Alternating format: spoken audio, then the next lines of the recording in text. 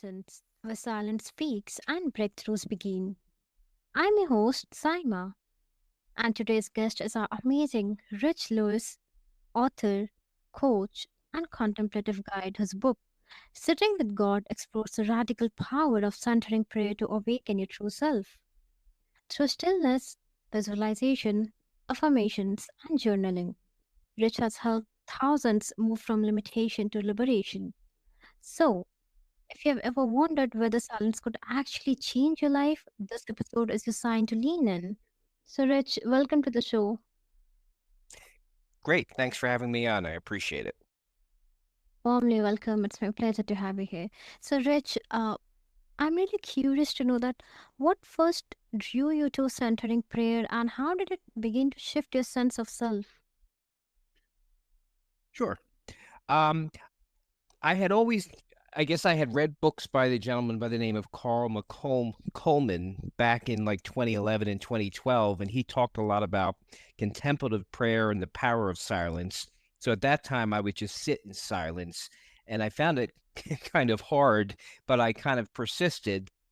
But then I came across a book actually in late 2013 called Healing the Divide: Recovering Christianity's Mystic Roots by Amos Smith. And in his book, he talked about a practice called centering prayer that he had been doing for at least 20 years, even prior to that book that he wrote that year.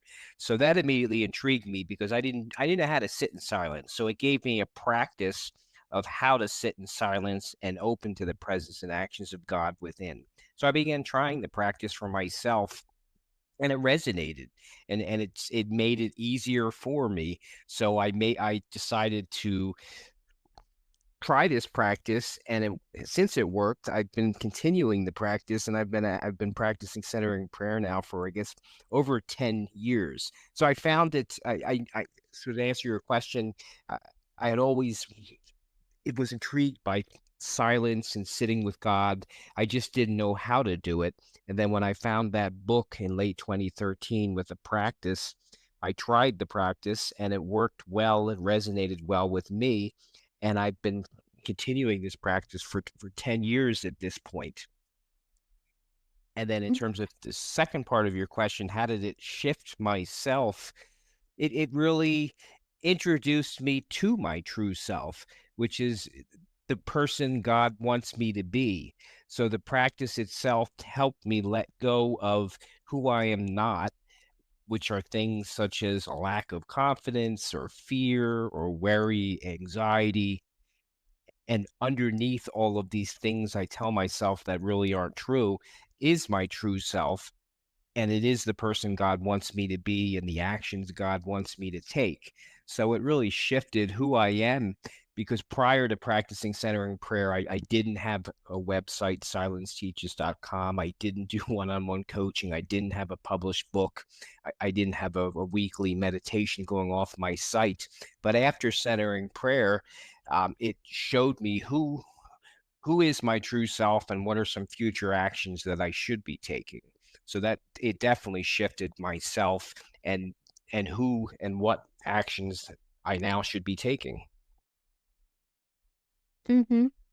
That's really powerful, Rich. I mean, I really appreciate that how openly you have shared that journey, and it's pretty much clear that centering prayer became much more than a practice for you. It really touched something deep within your identity, right?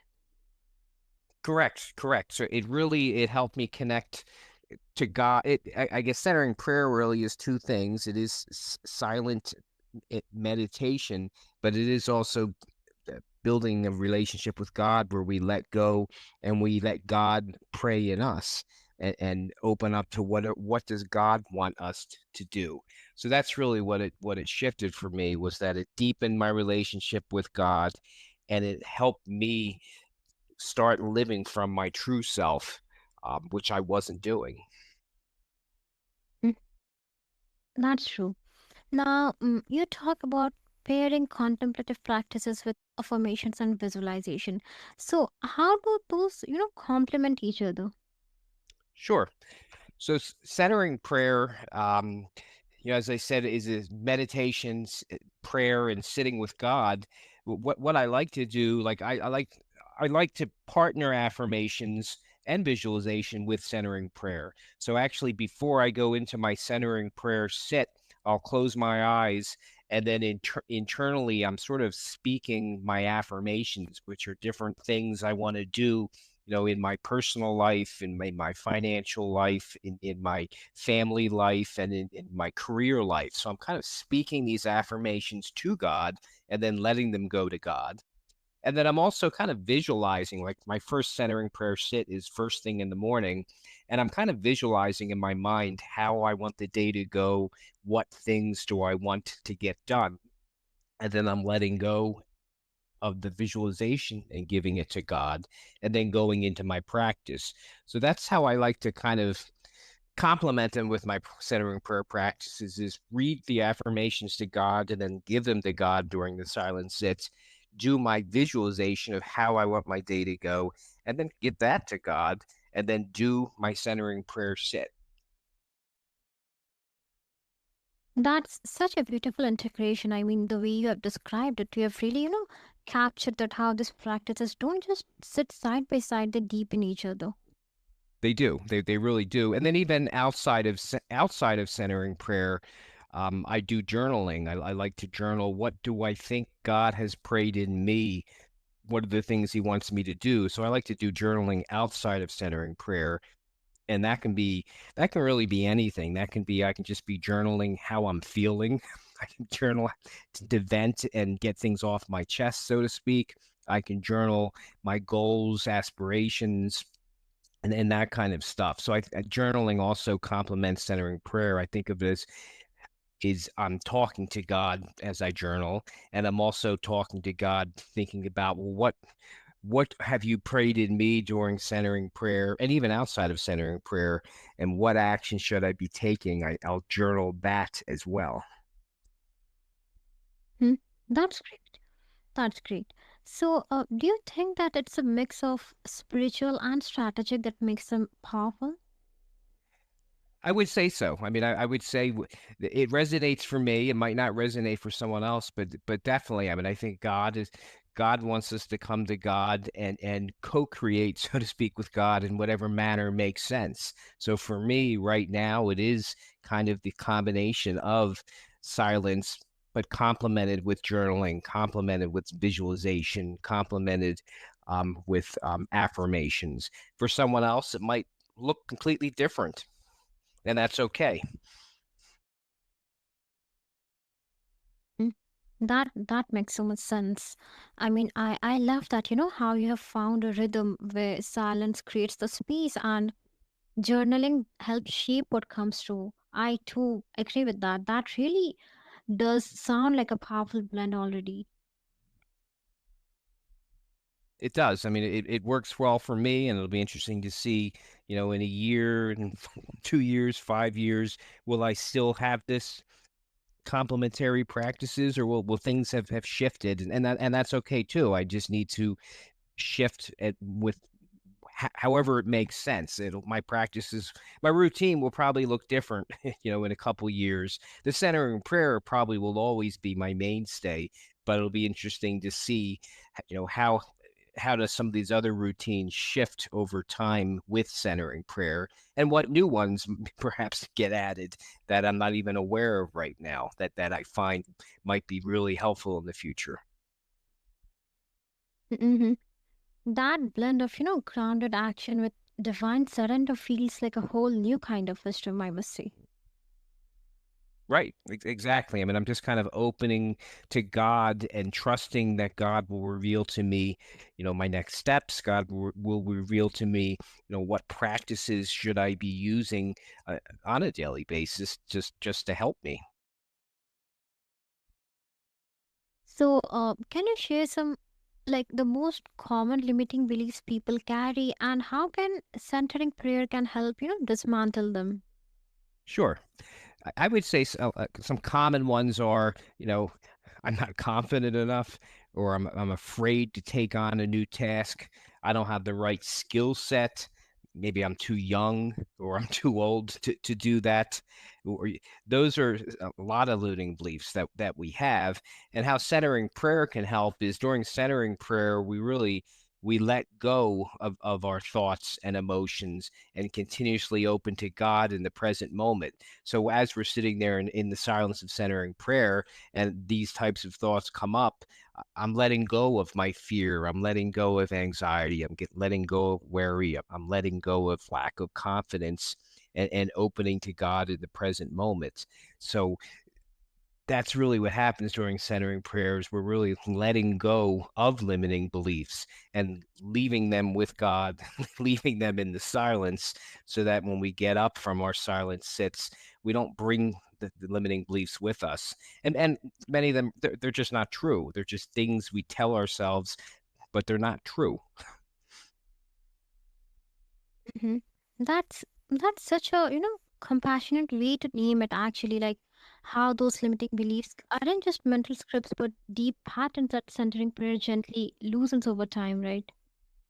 They do. And in fact, when we're sitting in the silence of centering prayer, and really any type of meditation, if you think about it, it's really a deep therapy where we're releasing tension in our bodies that we didn't know we have. So if you have a meditation practice for many years and into decades, you're releasing tension in your body that you didn't know you had. And it could be in your head, it could be in your neck, it could be in your stomach, but you were carrying this tension and you didn't know it. But meditation and a practice like centering prayer is releasing this tension. You're also releasing repressed thoughts that you didn't know you had, and then you're releasing these limiting beliefs that you know you have. So really a meditation practice is really true freedom. We're releasing physical and mental stress that we thought was normal, a normal way to walk around in life, that we didn't really have to.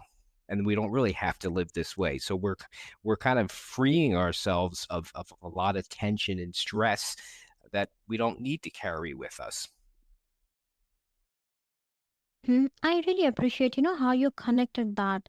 It's really helpful to hear how you like you speak to that. There's something so healing about, not having to fix or force anything, just returning to presence again and again until those beliefs no longer hold the same weight.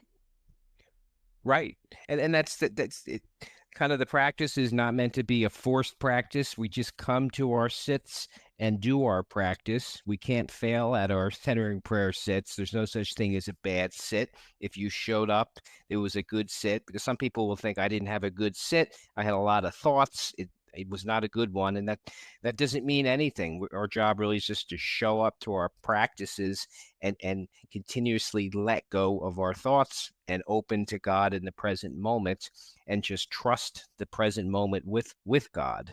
So it's really just a gentle process, noticing there's my thoughts and just letting them go and returning to the present moment and not forcing anything. Mm-hmm, that's true. Is there a story from or a personal life that illustrates this transformation? I guess just when I think about myself and the practice, so prior to centering prayer, and then I look at myself, you know, some 10 years later, how it has drastically changed me. It's made me a much more confident person. I'm more willing to get out of my comfort zone and try and do new things. And then many of the things I'm doing now were not even on the radar, but I'm doing them. I have a website. I have a published book. I go on a lot of podcasts. And the idea of you going on podcasts would have scared me 10 years ago.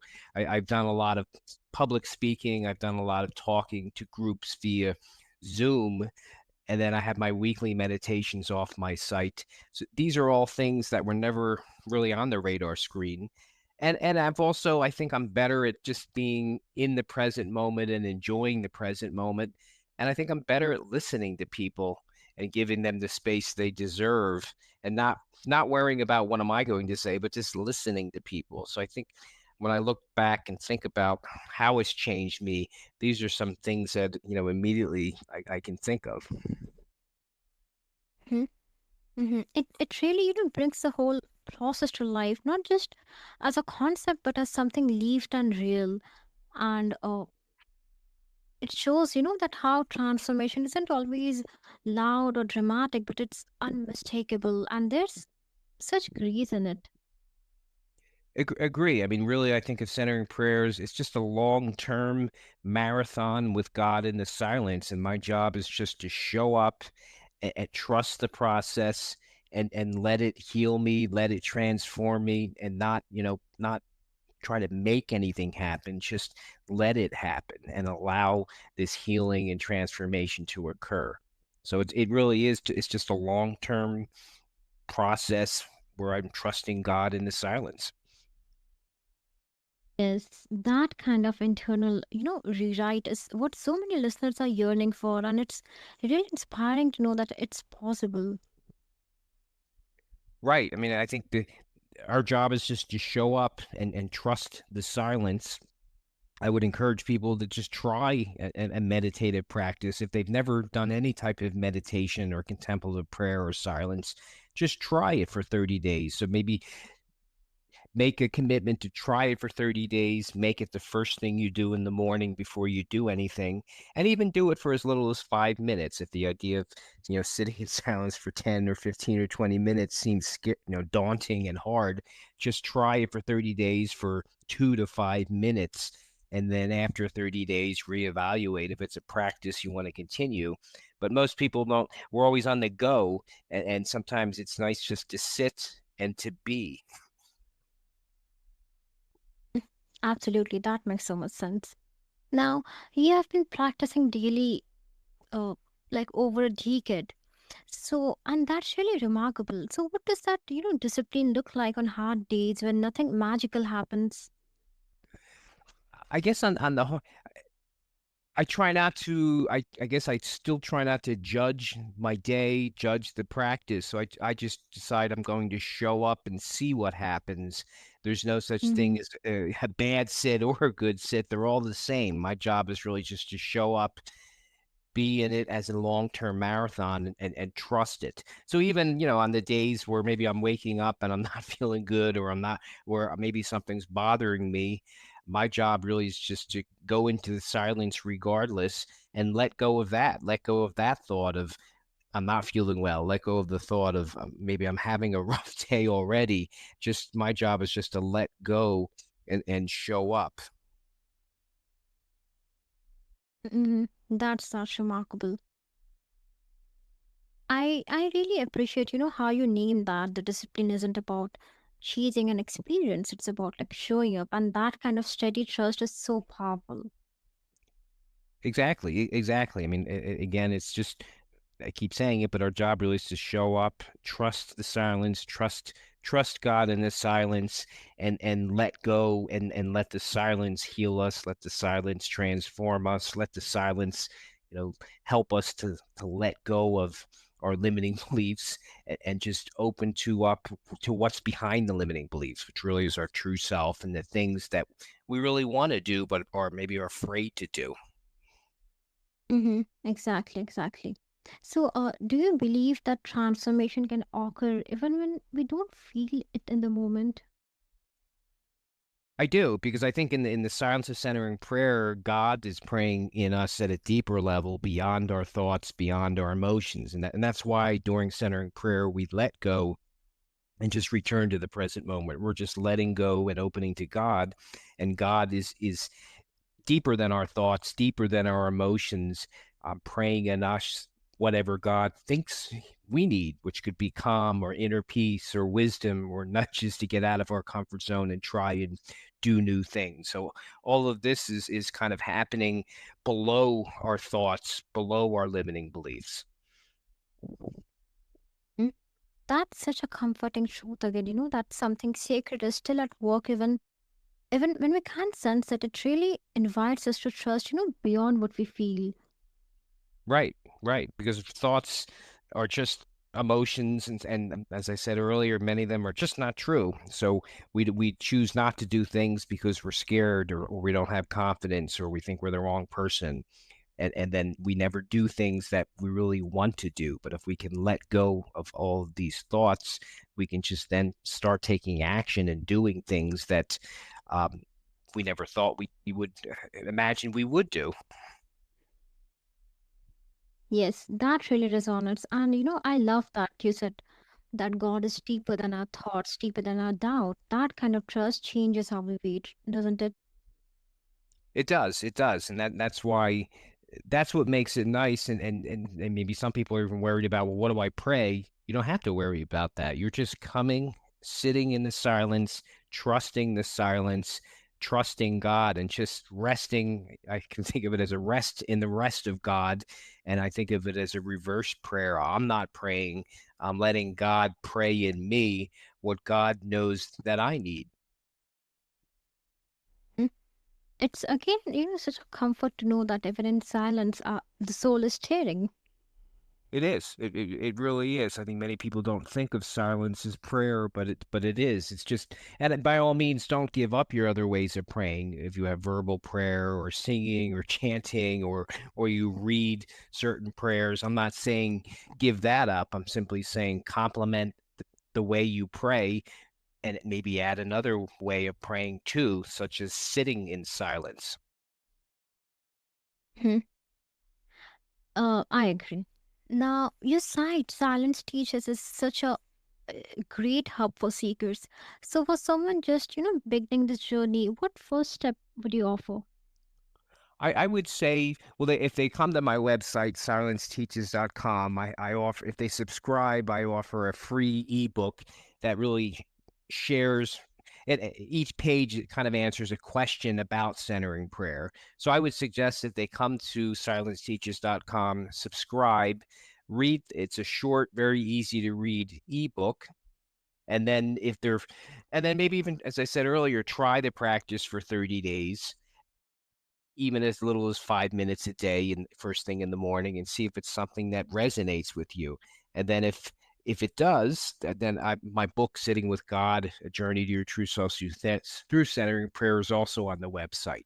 But initially, I would just suggest, subscribe, check out the short and easy to read ebook, and see if this is a practice that resonates with you.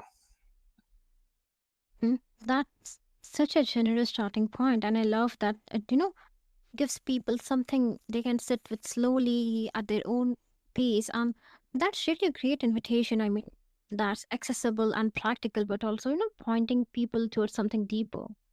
Right, right, exactly. And in some, and I don't, and centering prayer isn't the, in some cases, it's not the answer for some people, and they need a different way to pray. I've coached people where centering prayer works for them. Then I've had some people where the practice doesn't work well for them, and they needed more of a mantra-based practice. And then I introduce them to a, I don't do the practice, but it's called Christian meditation, and you're really internally saying a mantra kind of over and over again as you sit in silence. Some people just need a different way to sit in the silence if the centering prayer doesn't work well for them.